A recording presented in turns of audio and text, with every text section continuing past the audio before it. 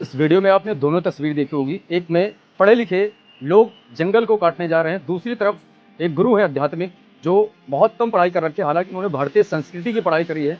उन गुरुओं के साथ में उन्होंने बैठा है जिन गुरुओं से उन्होंने ज्ञान प्राप्त किया। आज उनके ज्ञान पर आधार पर चलने वाले जो व्यक्ति हैं, उनके जो प्रवचन को सुनते हैं वो एक मच्छर मारने से डरते हैं। उन्हीं में से मैं भी हूँ।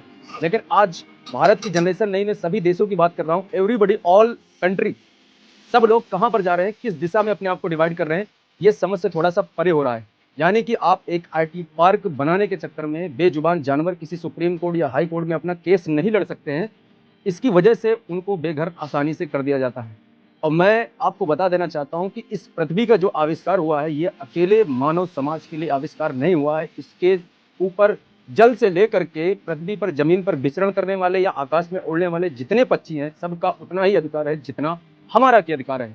लेकिन हमने अपना चारों तरफ एक साम्राज्य बैठा लिया है, अपने टांगे हाथ पैर फैला करके जहां तक हो सकता है वहां तक हम कब्जा कर लेते हैं।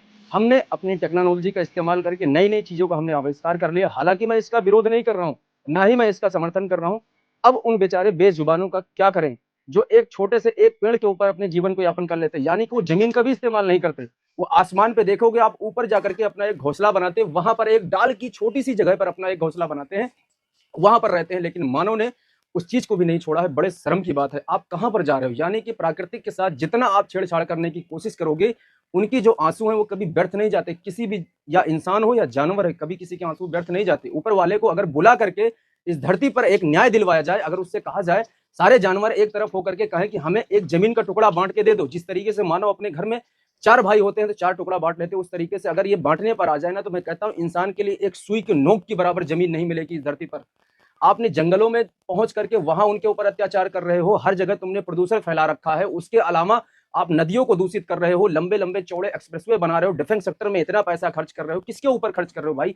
ये जितना टेक्नोलॉजी इस्तेमाल कर रहे हो, ये सब आई गई मानव के ऊपर इस्तेमाल होगी, चाहे डिफेंस सेक्टर में हो या किसी चीज में। अगर इस पर हम पूरा रिसर्च करके अगर मैं पूरा भाषण दूं ना, इसी में हम भी सम्मिलित हैं। बहुत लंबा